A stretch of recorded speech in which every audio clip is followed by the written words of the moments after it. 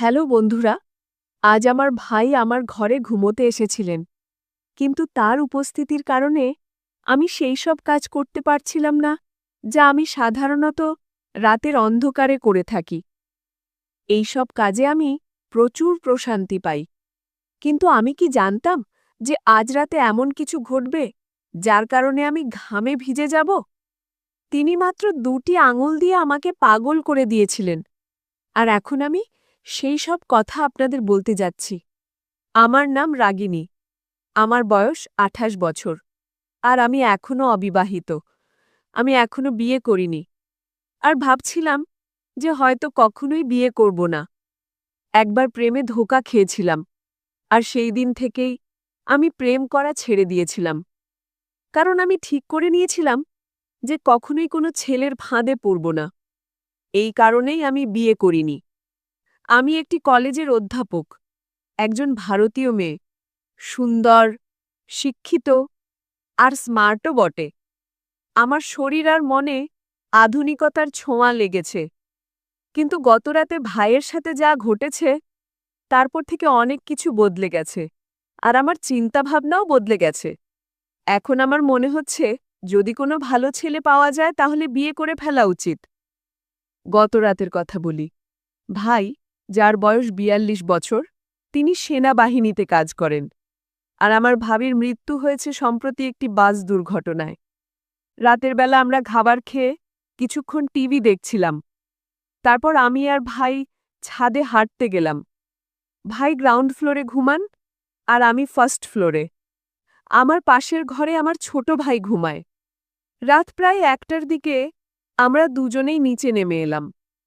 তখন ভাই আমার ঘরে এসে বললেন, কবিতা, এখনো ঘুম আসছে না? চলো গল্প করি। আমরা দুজনে বিছানায় শুয়ে গল্প করতে লাগলাম। মাঝে মাঝে ভাই তার মোবাইলে গেম খেলছিলেন, আর আমি আমার মোবাইলে লোকেদের স্টেটাস দেখছিলাম।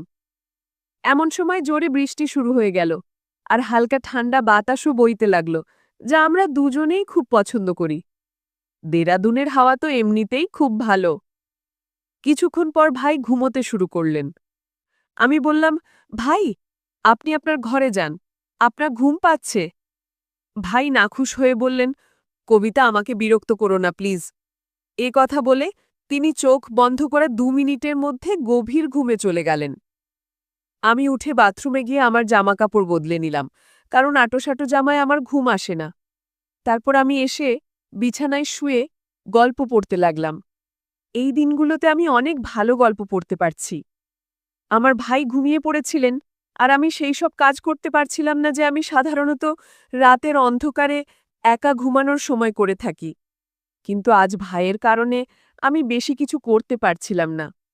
তাই মোবাইল রেখে ঘুমানোর চেষ্টা করলাম, কিন্তু গল্পের চিন্তা আমার মাথায় ঘুরপাক খাচ্ছিল, আর ঘুম আমার থেকে দূরে সরে যাচ্ছিল। রাত গভীর হতে লাগলো, আর আমার মনে এক অদ্ভুত অস্থিরতা বাসা বাঁধতে লাগল। ঘুম তো ছিলই না, আর মাথায় সেই গল্পই চলছিল যা আমি ঘুমানোর আগে পড়েছিলাম। সেই গল্পটি আমার ভেতরে এক অদ্ভুত আলোড়ন তুলে দিয়েছিল, আর আমি নিজেকে শান্ত করতে পারছিলাম না। ভাই বাসেই ঘুমোচ্ছিলেন, আর তার নাক ডাকার শব্দ আমাকে আরও বেশি বিভ্রান্ত করে তুলল। যদি তিনি সেখানে না থাকতেন, তাহলে হয়তো আমি নিজেকে সেই গল্পের অংশ বানিয়ে নিতাম, আর সেই সব কাজ করতাম যা আমাকে রাতের অন্ধকারে একা করতে ভালো লাগে। কিন্তু আজকের রাতটা ছিল একটু আলাদা। আমি আমার নিজের চিন্তায় ডুবে গিয়েছিলাম। এমন সময় হঠাৎ ভাই পাশ ফিরলেন আর সোজা হয়ে বসলেন। আমার চোখ অজান্তেই সেই দিকে চলে গেল, আর আমি যা দেখলাম তাতে আমার পায়ের তলার থেকে মাটি সরে গেল। ভাই খুব পাতলা ধুতি পরেছিলেন, আর তার কারণে এমন কিছু দেখা যাচ্ছিল যা দেখে আমার লজ্জা করে গেল। আমার অবস্থা আরও জটিল হয়ে গেল। লজ্জার দূরের কথা, আমি আমার চোখ তার দিক থেকে সরাতেই পারছিলাম না। মনে এক অদ্ভুত অস্থিরতা চলছিল। একদিকে আমি নিজেকে নিয়ন্ত্রণে রাখার চেষ্টা করছিলাম, আর অন্যদিকে আমার ভেতরে অস্থিরতা বেড়েই চলেছিল। সত্যি বলতে কি, এখন আর আমি সহ্য করতে পারছিলাম না। প্রতি মুহূর্তে মনে হচ্ছিল যে যদি আমি নিজেকে নিয়ন্ত্রণে না রাখি তাহলে কিছুই হতে পারে, আর এই অবস্থা থেকে বেরিয়ে আসা আমার পক্ষে অসম্ভব হয়ে যাবে। আমার হৃদস্পন্দন বেড়ে গেল, আর মনে ভয় ঢুকে গেল যে যদি কিছু ভুল হয়ে যায় তাহলে ভাই আমার সম্পর্কে কি ভাববেন। ভাইয়ের চোখে আমি কেমন দেখাবো? এই প্রশ্নগুলো আমাকে আরও বেশি অস্থির করে তুলল। কিন্তু অন্যদিকে আমার মনে এক গভীর ইচ্ছাও ছিল, যা আমাকে বারবার সেই দিকে টানছিল, যেন আমি যা ভাবছি তা পূর্ণ করে ফেলি। আমার ভেতরের দ্বন্দ্ব এখন চরমে পৌঁছে গেছে। প্রতি মুহূর্তে আমি নিজের সাথে লড়াই করছিলাম, কিন্তু কোথাও যেন মনে সেই পুরনো গল্প আবার উকি দিচ্ছিল, আর তার কারণে আমার ইচ্ছা আরও বেড়ে যাচ্ছিল। এখন প্রশ্ন ছিল, আমি কি ভাইকেই ঝড় থেকে বাঁচাতে পারবো, নাকি ভাই আমাকে তার কবজায় নিয়ে নেবেন? রাতের পরিবেশ আগে থেকেই অদ্ভুত ছিল, আর তার ওপর ভাইয়ের ফোন বেজে উঠল। সম্ভবত কেউ থেকে মেসেজ করেছিল, আর ফোনটা আমার পাশেই রাখা ছিল, কারণ ভাই তাকে চার্জে লাগিয়ে রেখেছিলেন। ঘুমানোর আগে ভাই গভীর ঘুমে ছিলেন, আর ফোনে একের পর এক মেসেজ আসছিল, আর তার আওয়াজ আমার অস্থিরতা আরও বাড়িয়ে দিল। আমি ভাবলাম ফোনটা সাইলেন্ট করে দিই যাতে আওয়াজ বন্ধ হয়, কিন্তু সাথে সাথে আমার মনে প্রশ্ন জাগল, এত রাতে ভাইকে কে মেসেজ করছে? আমি ভাইয়ের ফোনের পাসওয়ার্ড জানতাম, তাই কোনো দ্বিধা না করে তার ফোন চেক করলাম। স্ক্রিনে তাকাতে দেখলাম ভাইয়ের গার্লফ্রেন্ড তাকে একের পর এক মেসেজ পাঠাচ্ছে। এক অদ্ভুত কৌতূহল আমাকে ঘিরে ফেলল, আর আমি ভাবতে লাগলাম শেষ পর্যন্ত সেই ভিডিওটা কি নিয়ে। আমি ভাবলাম একবার দেখেই নি ভিডিওতে কি আছে। ভিডিও চালু করতেই আমার চোখ যেন থমকে গেল। আমি যা দেখছিলাম তা বুঝতেই পারছিলাম না। ভিডিওতে যা দেখানো হচ্ছিল তা আমি কখনোই ভাবতে পারিনি। একটি ভিডিও শেষ হতে আমার মধ্যে পরের ভিডিও দেখার তীব্র ইচ্ছা জেগে উঠল। আমি পরের ভিডিওতে ক্লিক করলাম, আর মুহূর্তের মধ্যে সব ভিডিও দেখে ফেললাম। প্রতিটি ভিডিও আমার অবস্থাকে আরও খারাপ করে দিল। আমি বুঝতে পারছিলাম না আমি এসব কেন দেখছি, এটা আমার এত ভালো কেন লাগছে। তবুও আমি থামতে পারছিলাম না। আমার হাত কাঁপছিল, কিন্তু চোখ স্ক্রিন থেকে সরাতে পারছিলাম না। সময় যত গোড়াচ্ছিল আমার অস্থিরতা তত বাড়ছিল। আমি নিজের সাথে যুদ্ধ করছিলাম। আমি কি করছি এই প্রশ্ন বারবার আমার মাথায় ঘুরপাক খাচ্ছিল, কিন্তু আমি নিজেকে নিয়ন্ত্রণে রাখতে পারছিলাম না। সেই ভিডিওগুলো আমার ভেতরের ঝড়কে আরও বাড়িয়ে দিচ্ছিল। এখন আমার মধ্যে এক অদ্ভুত সাহস এসে গিয়েছিল, বা বলা যায় আমি আমার ইচ্ছার কাছে অসহায় হয়ে পড়েছিলাম। আমি সিদ্ধান্ত নিয়েছিলাম যা হবে দেখাই যাবে। এখন আমি ঠিক সেই কাজটাই করতে যাচ্ছিলাম, যা আমি দীর্ঘদিন ধরে থামানোর চেষ্টা করছিলাম। আমার হাত কাঁপছিল, হৃদস্পন্দন তীব্র হয়ে উঠছিল। আমি ধীরে ধীরে ভাইয়ের কাছে গেলাম, আর তার পাশে শুয়ে পড়লাম। কিছু এমন হলো যেন কিছুই হয়নি। মনে হলো চুল পড়ে গিয়েছিল, কিন্তু আমি নিজেকে সামলে রেখেছিলাম।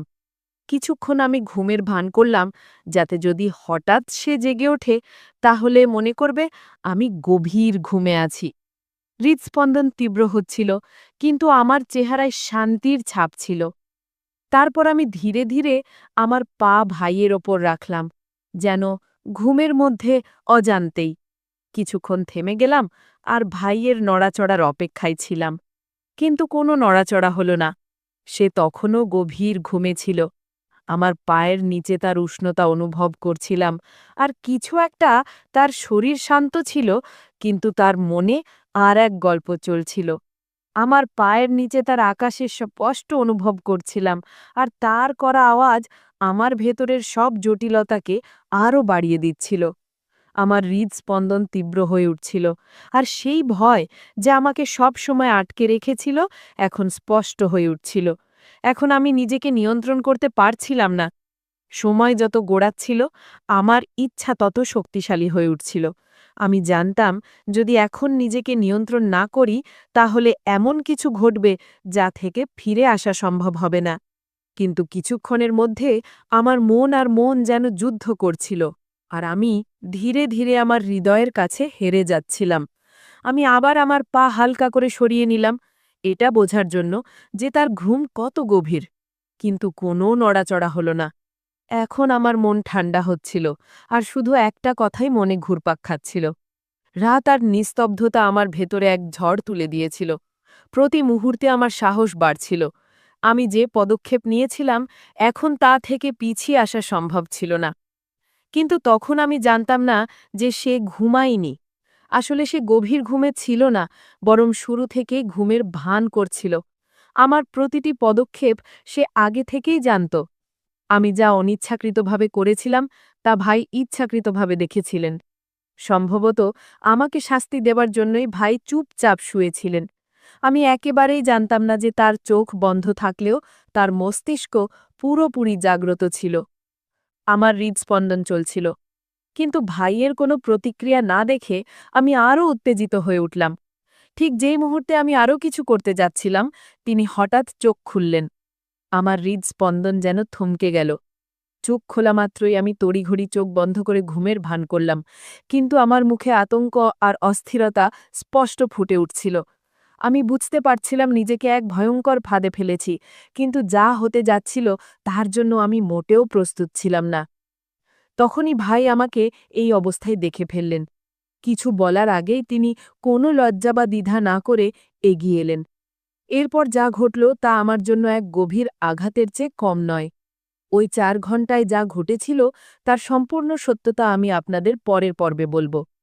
যদি জানতে চান কি ঘটেছিল, তাহলে আমার চ্যানেল সাবস্ক্রাইব করতে ভুলবেন না, যাতে এই রোমাঞ্চকর রহস্যময় গল্পের পরবর্তী অংশ আপনি উপভোগ করতে পারেন। সবাইকে ধন্যবাদ।